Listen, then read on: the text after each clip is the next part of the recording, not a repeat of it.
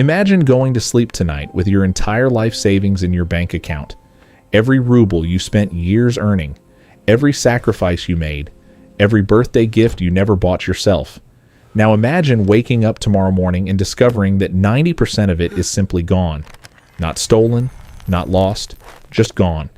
Evaporated overnight because someone in a government office signed a piece of paper while you were sleeping. This is not a hypothetical. This happened. January 2nd, 1992. Moscow. A factory worker named Sergei had 4,000 rubles saved. 3 years of discipline. 3 years of saying no to things his family wanted. That money was supposed to be a refrigerator, a winter coat for his daughter, and a small wall between his family and disaster. He walked to the store that morning, and the price of bread had already tripled. By Friday, it tripled again. His 4,000 rubles were now worth enough to buy groceries for 2 weeks. He stood in that store and could not understand what had happened. Nobody explained it to him. There was no warning. There was no vote. There was just a government decree, a holiday evening, and 150 million people waking up simultaneously into a reality where everything they had saved meant almost nothing. The largest single destruction of personal wealth in peacetime human history, done legally, done quietly, done overnight. And while Sergei stood frozen in that store, several men in Moscow were already making their first move. The Soviet Union had spent 70 years building things. Factories, oil fields, steel plants, mines that stretched miles underground, an industrial empire that, on paper, was worth more than $1 trillion. In 1992, the Russian government decided to give all of it away, not sell, give. Every single Russian citizen received a voucher, a paper document worth 10,000 rubles, representing their personal share of the entire Soviet industrial machine. The government called it the Great Democratization of Wealth. Every Russian, from a professor in St. Petersburg to a coal miner in Siberia, was now technically a co-owner of their country. What happened next was one of the most brutal economic manipulations in history. Most people were hungry. Most people had no savings left after the price liberalization destroyed them 2 months earlier. So when a man appeared in a factory town offering real cash, actual paper money, in exchange for that voucher, people sold. A voucher representing thousands of dollars worth of industrial assets went for the price of 2 bottles of vodka, sometimes 1. People were not stupid. They were desperate, and desperation is the most powerful negotiating tool in existence. A young economist named Mikhail Khodorkovsky understood this perfectly. He did not see suffering when he looked at those vouchers. He saw inventory. He started buying. By 1995, the men who had spent 3 years quietly accumulating vouchers and buying collapsing state enterprises were ready for the final move, the one that would make everything before it looked small. Russia was broke. The government could not pay its own bills, and a banker named Vladimir Potanin walked into the Kremlin with a proposal that was so audacious, so perfectly constructed, that the people who heard it could not immediately identify why it felt wrong. The idea was simple. Private banks would lend money to the Russian government. The government would put up shares in its largest companies as collateral. Yukos, Norilsk Nickel, Sibneft, companies sitting on top of the largest oil and metal reserves on the planet. If the government could not repay the loans by a set deadline, the banks would keep the shares. Potanin already knew the government could not repay. He helped design the repayment terms to make sure of it. The auctions were held. The same banks that gave the loans also ran the auctions. Outside bidders were disqualified on technicalities. Norilsk Nickel, a company worth at minimum $3 billion on any honest market, was sold for $170 million.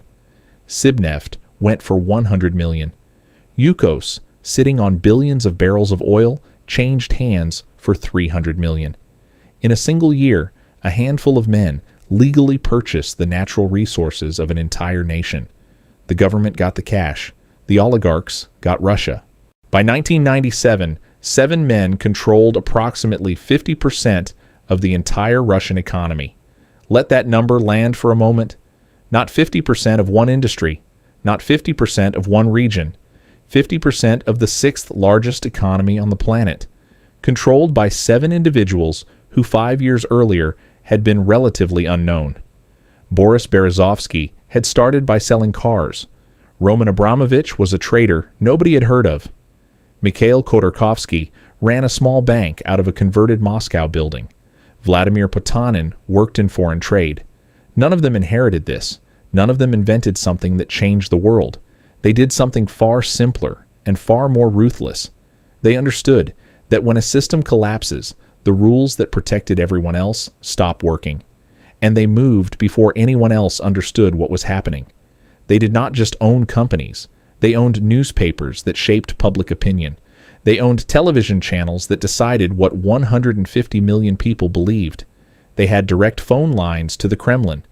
When presidential elections came in 1996 and Boris Yeltsin's approval rating had collapsed to single digits, it was these 7 men who funded his campaign, controlled his media coverage, and effectively decided the outcome. A democracy on paper, a private arrangement in practice. They called themselves businessmen. Historians would later search for a more precise word. What none of them understood yet was that one man was watching all of this very carefully, taking notes, and building a completely different kind of plan. Khodorkovsky made one mistake. He started acting like the rules applied to the president, too. He funded opposition parties. He gave interviews criticizing the Kremlin. In 2003, masked officers stormed his private jet on a Siberian runway and arrested him in front of his staff. He spent 10 years in prison. Yukos, the company worth $40 billion, was dismantled and absorbed by the state for almost nothing. Berezovsky fled to London. In 2013, he was found dead in his bathroom. The official verdict was suicide. Almost nobody who knew him believed it. Gusinsky, Smolensky, Avin. One by one, they either left Russia, lost their assets, or quietly fell into line. Potanin is still there, still running Norilsk Nickel, still on the Forbes list. He understood the new rule faster than the others. You can keep everything you took. You just cannot forget who is actually in charge. This is the story that nobody tells you about economic collapse. It is never chaos for everyone. For most people, it is devastation. But somewhere in that same chaos, a small group of people who understand the mechanism, who move fast and think in systems while everyone else is panicking, walk away with everything. It happened in Russia in 1992. Versions of it are happening in different countries right now. The question worth asking is not whether it can happen again. The question is whether you would even recognize it if it did.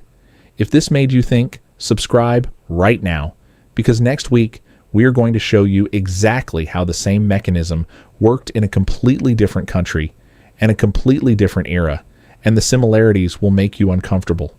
Drop a comment below telling us which of these 7 names shocked you the most. We read every single one.